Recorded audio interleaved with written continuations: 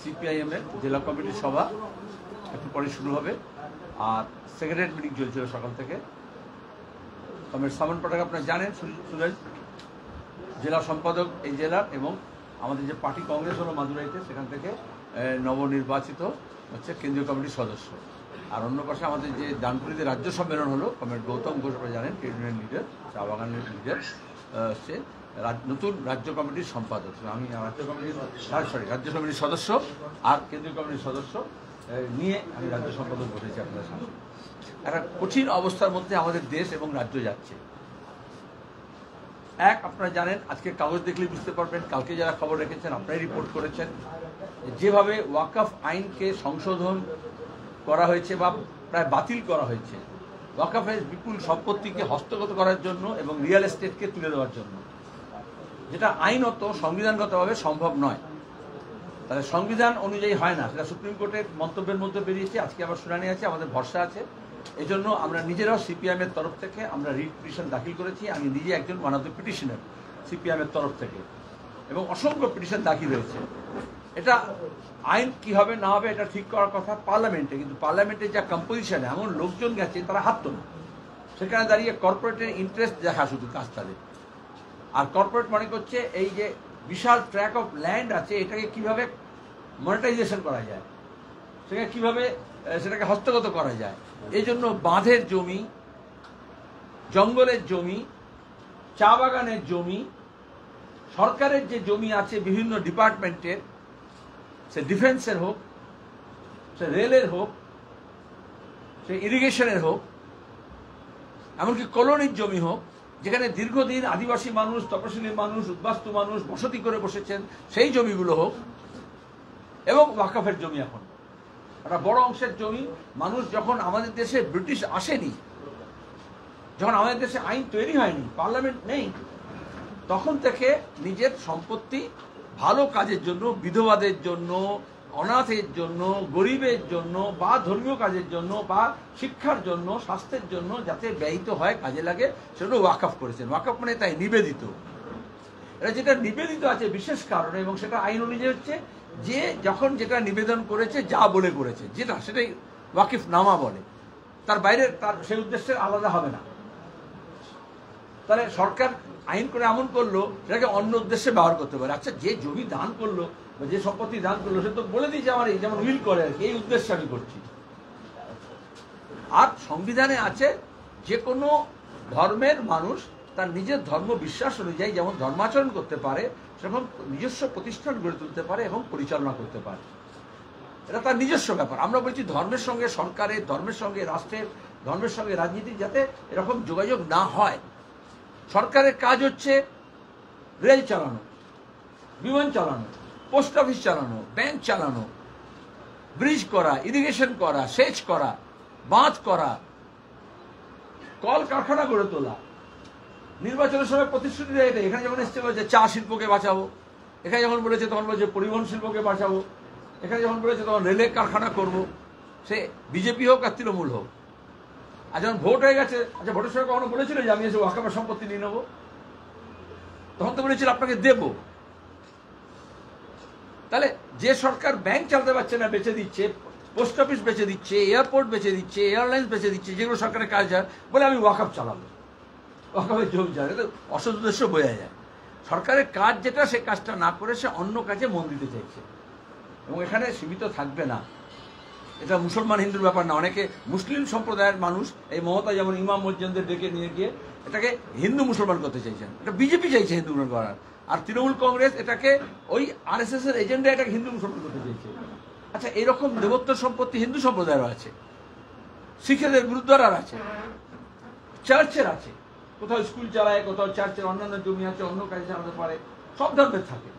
বৌদ্ধ ধর্মের আছে, বৌদ্ধ বিহার যেভাবে গড়ে উঠেছে। তাহলে এটা শুরু এখানে, কিন্তু এরপরে কোনোটাই থাকবে না। সবচেয়ে দুর্বল জায়গা থেকে শুরু করে, তারপর বাকিদের তারা গ্রহণ করবে। আর প্রত্যেক ধর্মের এটা আছে, গুরুদ্বারা প্রবন্ধক সমিতির যেরকম আছে সেরকম এই যে আমাদের যেমন তিরুমালায় দেবস্থানও আছে, বিশাল সম্পত্তি আছে। তাহলে এক দেশে বলছে এক দেশ এক আইন, অভিন্নতা, আর এখানে তাহলে বিভিন্নতা কেন আনছে? এটা আসলে সিএ এনআরসি এবং অন্যান্য আইন যেভাবে করেছে, এটা যে ফাঁসিবাদী রাষ্ট্র তৈরি করতে চাইছে আরএসএস, সেখানে দাঁড়িয়ে যারা সংখ্যালঘু তাদের অধিকার থাকবে না, এমনকি সংবিধানে যে অধিকার দিয়েছে সে অধিকারও থাকবে না। এটা আস্তে আস্তে তার দিকটা হস্তক্ষেপ করার চেষ্টা করা হচ্ছে। এই জন্য এটা আমরা চাইছি ইকুয়ালিটি বিফোর ল, যেটা সুপ্রিম কোর্টও বলেছে তার ইনিশিয়াল রিমার্কসে। আমরা সেজন্য গর্বিত। আমরা আশা করি এই আইন খারিজ করবে সুপ্রিম কোর্ট, এবং ওয়াকফ সম্পত্তি যেমনটা ম্যানেজমেন্ট হয় তেমনটা হবে। সেখানে দুর্নীতি আছে, ওয়াকফ বোর্ড ওয়াকফ কাউন্সিলের দুর্নীতি আছে, ভুলভাল আছে, সেটাকে শোধরাতে হবে। তুমি যদি you can't throw the baby with the water.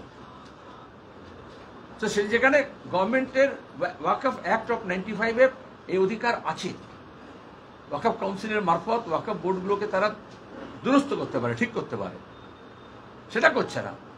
এই তৃণমূল কংগ্রেস আসার পরে আমাদের রাজ্যের তৃণমূল ওয়াকফের সম্পত্তিগুলো তৃণমূলের এমএলএ, এমপি, কাউন্সিলর, পঞ্চায়েত প্রধান, পুরসভা প্রধান তারা লুট করছে বিভিন্ন জেলায়, শয়ে শয়ে সম্পত্তি। সেটা নিয়ে কিন্তু বিজেপি একটা কথা বলছে না, বলে বিজেপি নাকি বিরোধী দল, অ্যাসেম্বলিতে একটা কথা বলছে না।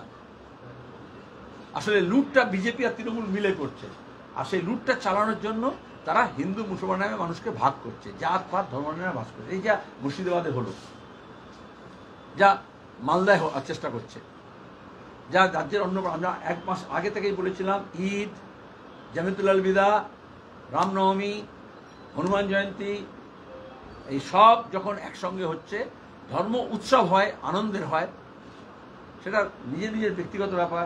সেই ধর্মকে যখন টেনে হিঁচড়ে রাস্তায় নিয়ে আসা হয় এবং রাজনৈতিক নিজের শক্তি বৃদ্ধির প্রদর্শনের যখন ওটাকে হাতিয়ার করা হয়, উইপারাইজেশন অফ রিলিজিয়ন, ধর্মকে যখন অস্ত্র হিসেবে ব্যবহার করা হয়, তখন সেটা হিংসা, দেশ, ঘৃণা এটা ছড়ায় এবং পারস্পরিক যে সম্প্রীতি আছে, যে ঐক্য আছে, যে শান্তিতে বসবাসের যে সুযোগটুকু আছে, সেটাকে নষ্ট করে। মুর্শিদাবাদে তাই হয়েছে। আমরা সিপিএমের রাজ্য সম্পাদক হিসেবে আমি প্রথম সেখানে ঘটনার পরে যাই, সেখানে পুলিশ ঘিরে রাখে যেরকম হয়, ঘটনার সময় 5 ঘন্টা পুলিশ যায়, সেখানকার মানুষ বলেছেন। কিন্তু যাতে আমরা যেতে না পারি তার জন্য পুরো পুলিশ ঘিরে রেখেছে। তাও যেরকম হয়, বকরিতে যেমন গিয়েছিলাম ওরকম প্রায় 3 বছর আগে, সেখানে পুলিশ ঘিরে রেখেছিল। আমরা সেখানে মোটর বাইকে করে আমি, মীনাক্ষী, অন্য যুব নেতা, পার্টি নেতারা তারা ওখানে পৌঁছেই আমরা মানুষের বৃত্তান্ত শোনে হরগোবিন্দ দাস এবং তার ছেলে চন্দন দাস যেভাবে তাকে কুপিয়ে খুন করা হয়েছে নৃশংসভাবে, ইটস এ টার্গেটেড কিলিং। সে বামপন্থী কর্মী। আমরা আহ্বান জানিয়েছিলাম যে বামপন্থী কর্মী যে যেখানে থাকবে আমরা রেজিস্ট করবো, এরকম দাঙ্গা হাঙ্গামা হতে দেবো না। ওই মুর্শিদাবাদে অনেক গল্প আছে যেখানে হিন্দু মুসলমানকে বাঁচানোর চেষ্টা করছে, মুসলমান হিন্দু দোকানকে বাঁচানোর চেষ্টা করছে, সেগুলো মিডিয়া আসা উচিত, পজিটিভ। এটাই বাংলা। কিন্তু ক্রমাগত এই বাংলাকে উত্তরপ্রদেশ, মধ্যপ্রদেশ, রাজস্থান, মহারাষ্ট্র, গুজরাট তৈরি করার চেষ্টা করা হচ্ছে। মুর্শিদাবাদে যা যা হয়েছে এগুলো বরোদায়, আহমেদাবাদে, রাজস্থানে, মহারাষ্ট্রে, উত্তরপ্রদেশে আমি 30 বছর আগে, 25 বছর আগে, 20 বছর আগে দেখেছি। এগুলো স্ক্রিপ্টেড, এইভাবেই হয়। তারপরে পারস্পরিক হিংসা ছড়ায় এবং অবিশ্বাস ছড়ায়। তারপরে এই এলাকার মানুষ ওই এলাকায় থাকবে না, ওই এলাকার মানুষ এই এলাকায় থাকবে না, এইভাবে ভাগাভাগি হয়। এটাকে বিভাজনের রাজনীতি বলে। বিভাজনের রাজনীতি যেমন ভোটের রাজনীতির সময় ব্যবহার করা হয়, সেরকম তার পরিণতি হচ্ছে। যদি মুর্শিদাবাদে দাঙ্গার পরিস্থিতি তৈরি করে দাঙ্গা করিয়ে বিজেপি, তৃণমূল, অধীর এবং সেলিমকে হারায়, তাহলে আবার 26-এর ভোট আসলে ওই দাঙ্গার পরিস্থিতি আরো বেশি বাড়বে। যদি ঘুষ দিয়ে, চুরি করা টাকা দিয়ে, কর্পোরেট ফান্ড থেকে, ইলেকট্রাল বন্ড দিয়ে যদি ভোট হয়, তাহলে ভোটের পরে সেই ঘুষ, দুর্নীতি তন্ত্র আরো বাড়ে। যদি ধর্মকে ব্যবহার করে যদি ভোট হয়, তাহলে ধর্ম রাজনীতি আরো বেশি বাড়ানোর চেষ্টা করা হয়। যদি ভয় দেখিয়ে ভোট হয়, সন্ত্রাস করে ভোট হয়, তাহলে ভোটের পরে আরো বেশি ভয়, আরো বেশি সন্ত্রাস বাড়ে। এই জন্য আমরা বলছি রাজনীতিটা কি ভিত্তিতে হবে? বেকার ছেলেমেয়েরা কাজ পাচ্ছে না, কৃষক তার ফসলের দাম পাচ্ছে না, ফসল তৈরি হলে সেটাকে রাখার মতো কোল্ড স্টোরেজ নেই, সংরক্ষণ হচ্ছে না। সংরক্ষণ না করতে পারলে যদি বাজারে নিয়ে যায়, সেই বাজার নেই, পরিবহন করার মতো ব্যবস্থা নেই, রাস্তা নেই, ব্রিজ নেই, তাহলে সেটা দরকার। তাহলে 100 দিনের কাজ 200 দিন করার কথা, 375 দিন, 365 দিন করার কথা, সারা বছর ধরে করার কথা। কিন্তু 3 বছর ধরে বিজেপি আর তৃণমূলের তরজায় কে ঘুষের টাকা কত খেয়েছে, কে কত কাটমানি খেয়েছে, তার জন্য 3 বছর ধরে আমাদের রাজ্যে কোনো কাজ নেই। গ্রামে ঘরের টাকা নেই, বলছে কেন্দ্র দিচ্ছে না, বলছে রাজ্য দিচ্ছে না। কিন্তু একটাও তদন্ত হচ্ছে না, কেউ চুরি করে শাস্তি পাচ্ছে না। আজিকর কাণ্ডে যখন তদন্ত করলো সিবিআই ইডি। নারদা কাণ্ডে যাই, সারদা কাণ্ডে যাই, এই গরু পাচার, কয়লা পাচার, বালি পাচার, শিক্ষক নিয়োগের দুর্নীতি, কোনোদিন হেস্ত নেস্ত হচ্ছে না। দুর্নীতিগ্রস্তরা কি করছে, নিজেকে বাঁচানোর জন্য বেশি হিন্দু মুসলমান জিগির তুলছে। শুভেন্দু এখন সবচেয়ে বেশি হিন্দু হিন্দু করছে, কারণ তৃণমূল থেকে সবচেয়ে বেশি দুর্নীতি করেছে। শিক্ষক নিয়োগের দুর্নীতিতে বাঁকুড়া, পূর্ব মেদিনীপুর, পশ্চিম মেদিনীপুর, পুরুলিয়া, ঝাড়গ্রামে শিক্ষক নিয়োগের দুর্নীতিতে প্রাইমারি, আপার প্রাইমারি শিক্ষক, মাদ্রাসা হোক, স্কুল হোক, সবচেয়ে বেশি তার নাম। সে এখন বিজেপিতে করে গিয়ে ওটা তারা চাইছে না। যেমন এতগুলো শিক্ষক যোগ্য পরীক্ষা দিয়েছে, চাকরি গেছে, স্কুলগুলো ফাঁকা হয়ে যাচ্ছে, স্কুলগুলো বন্ধ হয়ে যাচ্ছে, ওইটা নিয়ে তার মাথা ব্যথা নেই। এখন মমতা ব্যানার্জি সোনার ঝাঁটা দিয়ে মন্দির উদ্বোধন করবেন। তিনি বলেন আমি 1 টাকা নিই না মাইনে, কিন্তু আমি কয়েক লক্ষ টাকা দিয়ে ভালো সোনার ঝাঁটা দেবেন। কিন্তু মানুষ তার হাতের ঝাঁটা নিয়ে এই অপদার্থ সাম্প্রদায়িক দুর্নীতিবাজদের বিদায় করবে, এটা আমাদের আশা।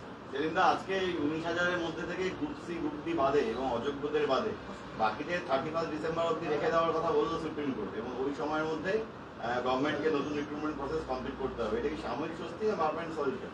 না, আমরা বারবার বলেছি, সুপ্রিম কোর্টে তখন বলেছিল, এদের কথা আমরা ভেবে দেখছি। আমরা যারা চাকরি পায়, কত কষ্ট করে পায়, তোমাদের মধ্যে অনেকেই আছে যে চাকরি করার জন্য কত চেষ্টা করেছো বা করছো, চাকরি হচ্ছে না। এমনকি তোমাদের মিডিয়াতেও পার্মানেন্ট চাকরি হচ্ছে না, ওসব ভাড়াটে ফুটেজে স্ট্রিঙ্গার হিসেবে, ওখানে ওয়েজ বোর্ড নেই। তাহলে গোটা অর্থনীতি, নয়া উদারবাদী অর্থনীতি এমন নেওয়া হয়েছে যেখানে স্থায়ী চাকরি নেই। একমাত্র পুলিশে আর শিক্ষকতায় কিছুটা স্থায়ী চাকরি আছে। সরকারের অন্য দপ্তরে, যে কোনো দপ্তরে যাও, ডিপার্টমেন্টে যাও, অফিস আছে, পাখা আছে, ফ্যান আছে, টেবিল আছে, চেয়ার আছে, কিন্তু লোক নেই। ব্যাংকে বলো, পোস্ট অফিসে বলো, সেন্ট্রাল গভর্নমেন্টে বলো, স্টেট গভর্নমেন্টে, যে কোনো বিএলআর অফিসে যাও, বলবে কাজ করতে পারছি না কারণ লোক নেই। তাহলে নিয়োগ হচ্ছে না। তাই যাদের নিয়োগ হলো, নিয়োগটা যেহেতু সুষ্ঠুভাবে হলো না, দুর্নীতিযুক্ত হলো, চুরি জচ্চুরি করে হলো, স্কুল সার্ভিস কমিশন হোক, শিক্ষা দপ্তর হোক, রাজ্য সরকার হোক, যেহেতু টাকা খেলো, চুরি করলো, সেজন্য এত লোকের চাকরি গেল। আমরা কেউ চাই না চাকরি যাক। আমরা প্রথম থেকে বলেছি যে এদের মধ্যে যারা দক্ষ, যারা যোগ্য, যারা উপযুক্ত, যারা খেটে খুঁটে পরীক্ষা দিয়ে পাশ করেছে, পরীক্ষা দিয়েছে, চাকরি হয়েছে, তাদের যাতে চাকরি থাকে। কিন্তু তৃণমূল সরকার কি করেছে, চাল আর কাপড় দুটোকে মিশিয়ে দিয়েছে। সুপ্রিম কোর্ট বলছিল, হাইকোর্ট বলছিল চাল আর কাপড় আলাদা করুন। কারা করবে? যারা মিশিয়েছে তারাই করবে। তাহলে ওই মার সিট দিতে পারছে না, লিস্ট দিতে পারছে না, তালিকা দিতে পারছে না। আমার কাছে এখন প্রশ্ন হচ্ছে, এটা একটা স্বস্তি। আর এই চাকরি গেছে তাদেরকে বলবো লড়াই করতে হবে, হতাশ হলে হবে না। তারা লড়াই করছে। আজকেও বিকাশ ভবন অভিযান আছে, শিক্ষকদের আছে, তার সঙ্গে ছাত্র যুবরা যুক্ত হয়েছে। প্রথম দিন থেকে যারা প্রতিবাদ করছিল, পুলিশকে দিয়ে তাদেরকে লাঠিপেটা করা হয়েছে, কামড়িয়ে দেওয়া হয়েছে, জেল দেওয়া হয়েছে, তুলে নিয়ে যাওয়া হয়েছে, চ্যাংদোলা করে পেটানো হয়েছে। কেন? তাহলে যারা চুরি জচ্চুরি করলো তারাই প্রশাসন চালাচ্ছে। তারা এই দুর্নীতির বিরুদ্ধে কথা বলতে চায় না। আমরা চাই আন্দোলন সংগ্রাম চলুক, সবাই মিলে যখন একসঙ্গে মিলে দাবি করে লড়াই করে। এর মধ্যে অনেকে আছে যারা চাকরি পায়নি কিন্তু যোগ্য ছিল, দুর্নীতি করে চাকরি বেচে দিয়ে চাকরি হয়েছে বলে তার চাকরি হলো না, সে তো বঞ্চিত হলো। তাকে তো লড়তে হবে। সুষ্ঠু নিয়োগ হোক। সুষ্ঠু নিয়োগ না হলে সরকারি পৃষ্ঠপোষকতায় যে স্কুলগুলো আছে সেগুলো উঠে যাবে। সেগুলো উঠে গেলে আমার তোমার মতো ছেলেপুলেরা ঘরে তারা পড়াশোনা করতে পারবে না। আমরা সবাই শিক্ষিত হয়েছি কারণ এই সরকারি স্কুল ছিল বলে, সরকারি সাহায্যপ্রাপ্ত স্কুল ছিল বলে, কলেজ ছিল বলে। বিজেপি আর তৃণমূল মিলে সরকারি সাহায্যপ্রাপ্ত স্কুলগুলো, কলেজগুলো, বিশ্ববিদ্যালয় বন্ধ করে দিতে চাইছে। আর বিদেশি কোম্পানিগুলোকে দোকান খোলার মতো করে কলেজ, বিশ্ববিদ্যালয়, স্কুল খুলতে বলছে, যেখানে ব্যবসা হবে। মূল লড়াইটা এখানে। টিচাররা বলছেন যে আবার পরীক্ষা দিতে হবে, মানে আমরা যখন যোগ্য কোর্ট মেনে নিল এবং রাখলো 31 অবধি, তাহলে আবার পরীক্ষা কেন এবং সেই পদ্ধতিতে পরীক্ষা? সেগুলো তো কোর্টের বিষয়, আমি এখানে তো জানি বলা উচিত নয়। আমি তো মমতা ব্যানার্জি নই। গভর্নমেন্টকে কি ভোটের আগে স্বস্তি হয়ে যায়? কোনো স্বস্তি নেই, অস্বস্তি আছে। গভর্নমেন্টের সবচেয়ে বড় অস্বস্তি হচ্ছে তদন্তটা পূর্ণাঙ্গ হলে, যেটা সিবিআই করছে না, যেটা কেন্দ্রীয় সরকার করতে চাইছে না, তাহলে পিসি ভাইপো জেলে যাবে। আমরা তো চাই যারা ঘুষ দিয়েছিল তারা বাইরে এসে বলুক যে কে কাকে টাকা দিয়েছিল, তাহলে এটা তদন্ত মানে তাই, এবং তাহলে স্রোত বেরোবে এবং তাহলে উৎস বেরোবে। বিজেপি বারবার করে বলছে 355 ইমপ্লিমেন্ট না করলে রাজ্যে ইলেকশন করা সম্ভব নয়। কিভাবে দেখছেন বিষয়টা? বলার বিষয় তো, দিল্লি সরকার কাদের আছে? আগে 555 থাক, তারপরে কথা বলুক।